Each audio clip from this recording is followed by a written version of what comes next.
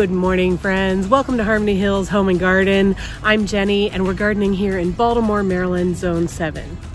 Today we're going to be planting a Pyracantha. This is also called Firethorn, and it is a beautiful shrub that's got a lot of different uses, and I'm going to be using it as part of a fencing screen. So come along with me and let's talk about Pyracantha and how you can use them in your landscape. Pyracanthas are a member of the rose family, and they have very flexible canes. They have thorns on them. Some of them are quite large. Different varieties have different size thorns. And then they are known to be beautiful, white usually, flowers in the spring, followed by gorgeous sprays of really full bunches of berries in the autumn. And sometimes the berries are red, sometimes they're orange, but they're generally in that orange to red family, hence its name Firethorn. I'm going to be using mine on a chain link fence as part of my natural screening. One, the fence is ugly. Two, I would really like to screen my yard from the neighbor's driveway behind me. So, but you can use Pyracantha as just a shrub. It takes well to hedging, so you can trim it into a nice privacy screen hedge. You can leave it wild in its natural form and just have it be free-form branches as a hedge. You can turn it into an espalier, very much like a fruit tree or other roses. You can turn it into a Belgian fence, which is a pretty darn fancy way to have a fence, in my opinion, but hey, if you've got the space for it, go for it. You can train it onto walls. You can pretty much the sky's the limit because its canes are so flexible. It's either evergreen or semi-evergreen depending on where you live. I think mostly evergreen, and because of those berries in the autumn and the winter, they are just such a great plant for winter interest. Because of the thorns, people use it for privacy screening and intruder deterrence, including humans and animal deterrent. So it's very useful to have in your garden. It's beautiful, and so we're going to put one in our yard as well. The variety I have is called Yukon Belle. I just picked this up at my home improvement store for $18. It comes in a 1.5 or 2 gallon pot, and it's about about 2 to 2.5 feet tall so far. It's tied up right now because the branches are kind of very flexible and free-flowing.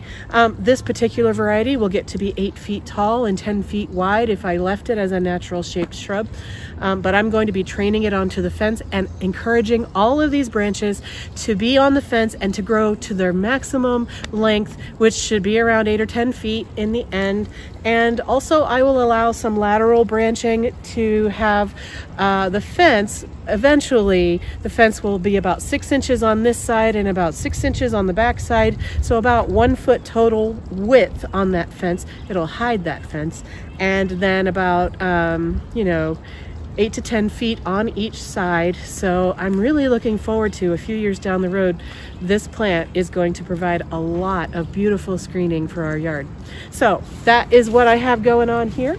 We're going to be siting it right in front of that guy wire on that telephone pole. So I've got the skip laurels on the back side. They will eventually grow together to hide that guy wire a little bit better. But in the meantime, I would really like to, 1, hide the fence, and 2, hide that guy wire. So I'm going to be using this as a kind of a short to medium turn way to hide that stuff.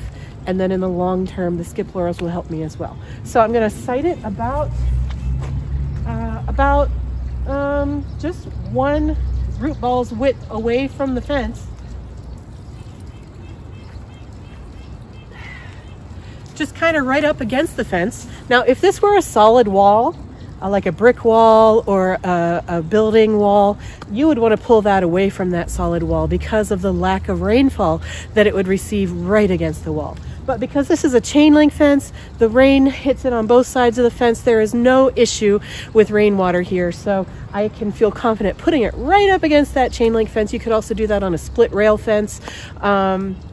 So yeah, so right up against the fence. And then what I'm going to do, I'm going to plant it, and then I'm going to let the limbs come out free, and then I'm going to tie off the limbs across the fence. And there will be limbs coming perpendicular to the fence, and that's fine, but because they're so flexible, I'll be able to just bend them one way or the other and have them go along the fence. So let me just get to it, and I'll talk about it at the end.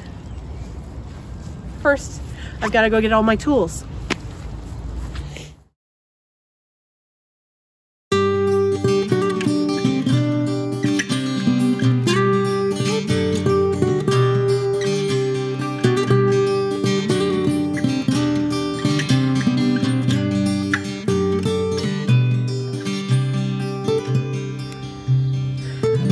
Well, I've got the plant in the ground. It was a very basic planting process. Move the mulch away, dig the hole. I put in some Biotone starter fertilizer that will help with root development and getting the plant off to a great start in its new location. I also added in some compost to the soil as backfill so that the planting hole had a little bit of enrichment in it. This soil right here isn't too bad, actually. I probably could have gotten away without adding compost. And also pyracanthas are not all that picky about the type of soil they will thrive in. So that was probably an optional step. And so then I got it in the ground. I planted it to the level of the pot. So the soil in the pot is level with the ground. And then I mulched it and watered it in. So that is very basic, nothing special. You might notice that it's actually leaning off to the right. That doesn't matter in the slightest. And the reason is that I'm going to be unwinding all of its canes and putting them where I want them. So it really has no bearing on the end effect of how this shrub will be in the ground. I did position it in the pot. It had two main stems coming up out of the pot, and so I positioned it so that those two main stems, which were going opposite each other, are parallel to the fence. So I'll be able to take the one on the left, and all the canes off of it will go off to the left, and same thing with the one on the right. They'll all go off to the right. So that's planting it. Now training it. I'm going to be using this type of double-sided Velcro plant tape, and you can buy this at the home improvement store. You can get it at a garden center. You can get it online for sure. And actually, I think I bought this at the Dollar Tree at the beginning of the spring, and they don't have any more right now. Anyway, you can find this in a lot of different places. It's really nice because the backside, which is white, has soft, and that's the part that goes on the plant, so the plant doesn't get scratched up.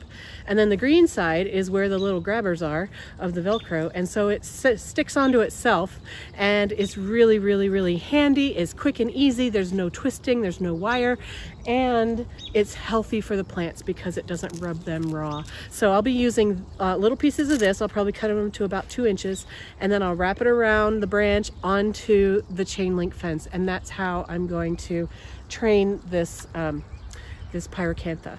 So let me just get to it, and then we'll chat about it after.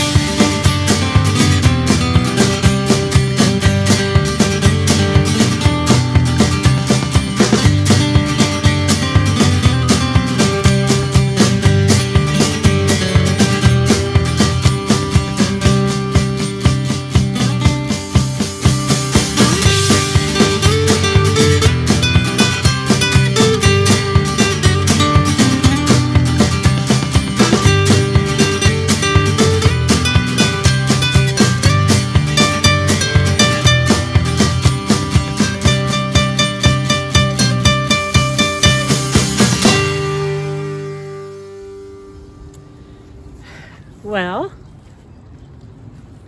I'm really happy with that. So when I unpacked the branches, there were 2 sides, and the left side had 4 canes on it, and the right side had 3. On the left side with the 4 canes, 2 of those canes had lots of branching at the top of them, and 2 of them were just basically a cane with leaves on it with no extra branches, or at least not significant extra branches. And then on the right side, there were 3 canes. 1 of them had a lot of extra branching at the top, and 2 of them were much less significant branching.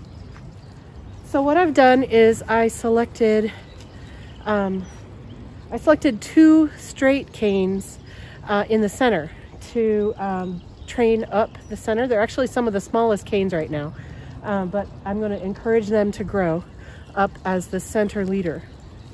Then 2 on either side of that center, I chose the strongest, most branched canes from the left and the right, and I kind of made a V shape with them going up and out, and then I trained their side branches also up and out, and then the bottom branches on both sides I continued that kind of a shell or a fountain or a vase shape, a fan, you might call it a fan shape.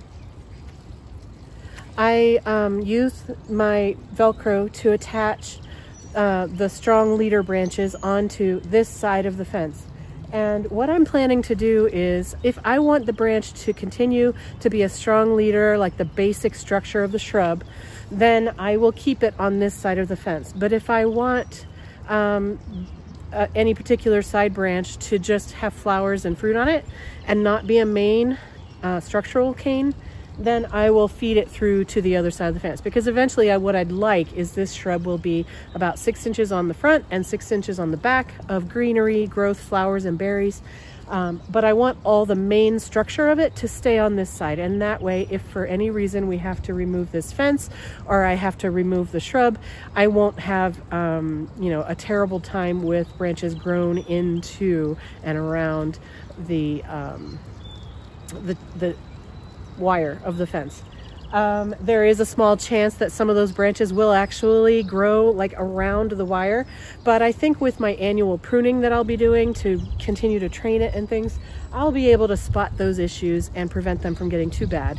And so eventually I'll have a beautiful fan full of green plant, and then white flowers in the spring and orange berries in the autumn and winter, and it will be a beautiful, beautiful screen for this backyard. So I hope you enjoyed this video. I hope you learned something about it. Pyracantha is a new plant for me. I've been studying up on it though, and it's really versatile, and I'm really looking forward to having it here.